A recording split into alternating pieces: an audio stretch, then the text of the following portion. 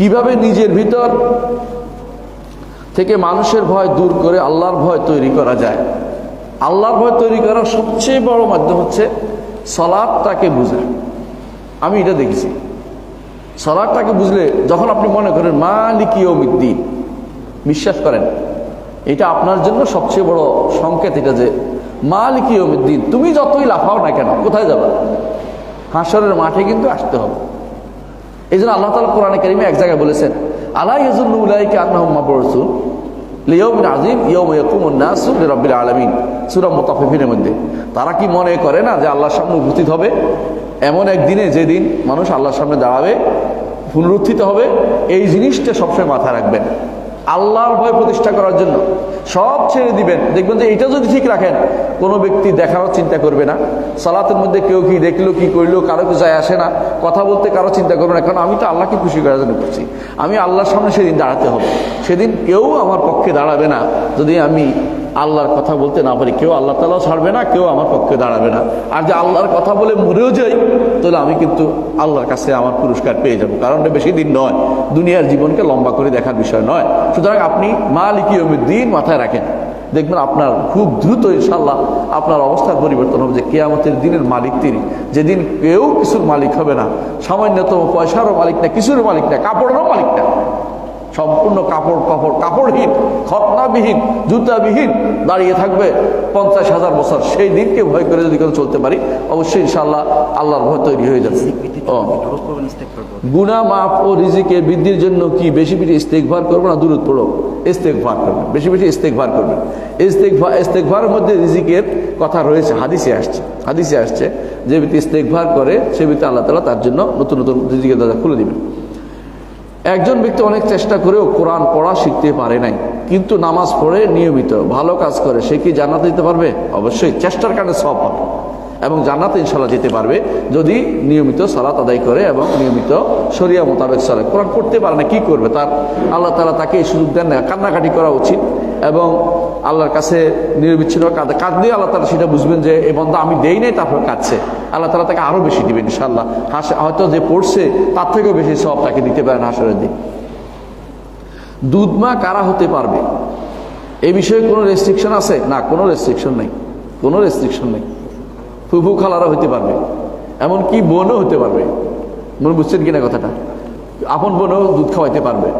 সে দুধ খাওয়াবে যে এই কারণে ওই পরিবারের লোক হয়ে যাবে, ওই পরিবার একজন যাবে, সবাই যাবে না, সে ওই পরিবারের একজন হয়ে যাবে। এখন ওই পরিবারে কারোর সাথে আর কোনো তার আত্মীয়তা থাকবে না, যেভাবে অর্থাৎ ওই পরিবারে যেমন তার ওই বোনের বা ওই খালার ওই মেয়ের ফুফুর মেয়ের যেরকম ছেলে মেয়েদের যেরকম তারও সেরকম অবস্থান তৈরি হয়ে যাবে ওই পরিবারের ভিতরে। কোনো রেস্ট্রিকশনের শরীরে কোনো রেস্ট্রিকশন দেয় নাই। জি, 15 লাখ টাকা থাকলে কি হজ ফরজ? সাহেব কোনো মহিলা যদি 15 লক্ষ টাকার সম্পত্তি তাহলে কি হজ ফরজ? জি, হজ ফরজ। শর্ত আরেকটা আছে, শুধু টাকা নয়। মহিলাদের হজের জন্য কয়টা শর্ত? 3টা শর্ত। পুরুষের জন্য 2টা, পুরুষের জন্য 2টা, তাই না? একটা হচ্ছে আর্থিক, একটা শারীরিক।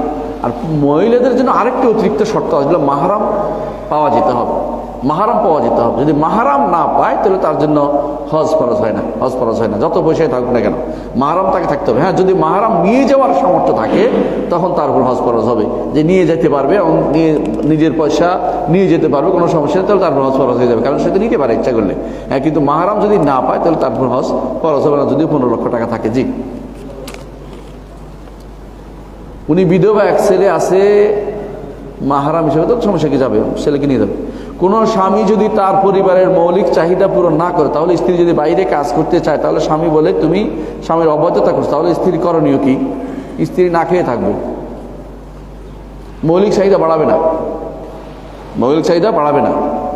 আরবরা না খেয়ে থাকতো, চোখ বন্ধ করে থাকতো। বিশ্বাস করেন, আরবিয়ান বেদুইনদের জীবনে একটু চিন্তা ভাবনা করে দেখেন তো, চুপ মানে 2 মাস রসুলের ঘরে আগুন জ্বলে নাই, কাজের জন্য পাঠাইছে নারীরা। কোনোদিন না রসুলের সাহাবিয়ারা কোনোদিন কাজের জন্য অনুমতি দিতেন না অন্য কারো কাছে। নিজের কখনো কখনো নিজের কাজটা করতেন। নিজের কাজ কি? ঘরের মধ্যে গরু পোষা। যেমন জায়নব রাদিয়াল্লাহু আনহা আব্দুল্লাহ ইবনে মাসউদ রাদিয়াল্লাহু আনহুর তার করতেন, পুষতেন, মানে জিনিসপত্র দেখাশোনা করতেন, নিজের জিনিস, নিজের ঘরের জিনিস, কিন্তু আরেকজনের খাতে কাজ করছে। কোনো সাহাবিয়ার কোনো নজির নাই, আরেকজনের কাছে কাজ করছে, কোনো সাহাবিয়ার কোনো নজির নেই, কোনো তাবিঈদের কোনো নজির নেই। একজন নারী আরেকজনের কাছে কাজ করবে, এটা পুরুষের আত্মসম্মানে বাধে। যদি সে না খাওয়ায়, পুরুষ বেটা যে বাইরে যায় খায় তো অন্যায় হবে। তুমি না খাইলে, তুমি না খাইলে আমিও না খাই থাকবো, দেখি তুমি কদিন থাকতে পারো। কাজ করবে তখন বাধ্য হয়ে, কিছু না কিছু করা উচিত তার। বিয়ে করেছে তুমি, সন্তান, তার স্ত্রী খাবার দেওয়ার দায়িত্ব আল্লাহ তোমাকে দিয়েছে, খাবার এবং খোরপোশ দিতে হবে। আজকেরও অন্য মিনাই সাকান্ত মিউজদিকুম, তাদেরকে যেটা পাও এটার মধ্যে তোমার তার শরীক করতে হবে। স্ত্রীদের খাওয়ার দায়িত্ব তার, শেষ হয়ে গেছে না?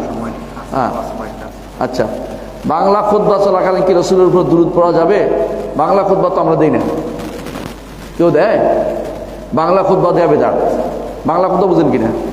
আমাদের সমাজে প্রচলিত আছে বাংলা খুতবা বলে, আমরা যেটা বাংলা খুতবা, এটা বাংলা খুতবা না। আমরা খুতবা আরবিতেই দেই, আরবিতে বাংলা ঢুকাচ্ছি, এটা খুতবার অংশ হিসাবেই। এখানে কোনো অতিরিক্ত কিছু করা যাবে না, একদম শুধু খুতবা শুনতে হবে কান লাগিয়ে। কথা বুঝছেন কিনা? এটা খুতবা হুকুমের ভিতরে পড়ে, এটা বাংলা খুতবা বলা যাবে না। বাংলা খুতবা কারা দেয়? যারা বসে বসে দেয়, ওরা বাংলা খুতবা দেয়। এটা 3 নম্বর খুতবা, যারা বেদাত করে।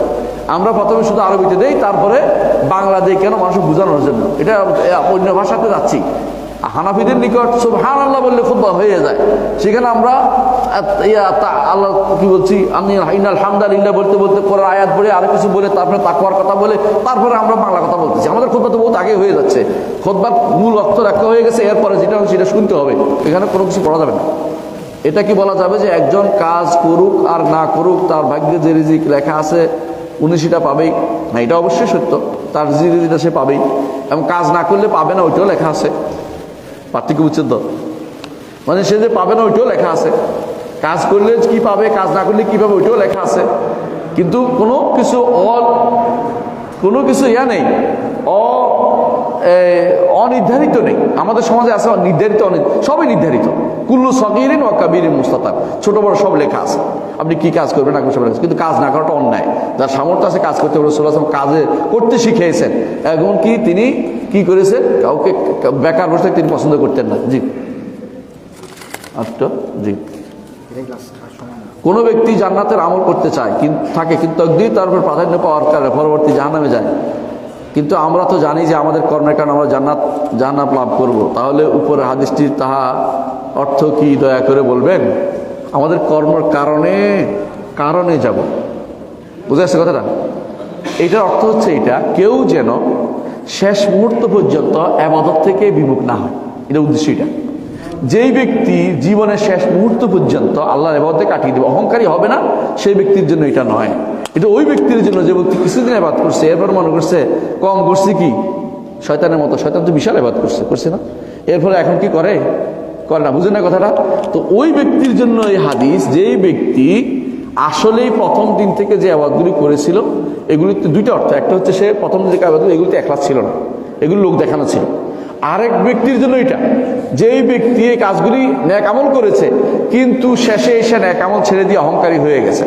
এই জন্য শেষ মুহূর্ত পর্যন্ত বিনয়ী থাকলে আল্লাহ তাআলা কাউকে কোনো তাকে শাস্তিতে, তাকে ঈমান থেকে হরণ করবেন না। অহংকারী হলে শুধুমাত্র এটা হবে, এটা মনে রাখতে হবে। এই জন্য আমাদের আমলটাও আল্লাহ তাআলা আমাদের তাকদীরে লিখেছেন, আমরা কি আমল করব। এইটা নয় যে আমল করতে থাকলে আমি জান্নাত পেয়ে যাবো, এটা হলো আমলটাও তো তিনি লিখেছেন কি আমল করব। সুতরাং আমাকে আমল করেই যেতে হবে মৃত্যুর আগ মুহূর্ত পর্যন্ত, এটা যেন আমাদের এই নীতি থাকে। তাহলে আল্লাহ তাআলা কখনো যে ব্যক্তি আমল করে যাচ্ছে দিনে আমল করে, তাকে শেষ মুহূর্ত নষ্ট করবেন না। এই জন্য মৃত্যুর আগ মুহূর্ত পর্যন্ত যেন ঈমানের উপর থাকতে পারি, ঈমানের উপর আমল করে যেতে পারি, এটুকু আপনি চিন্তা করবেন।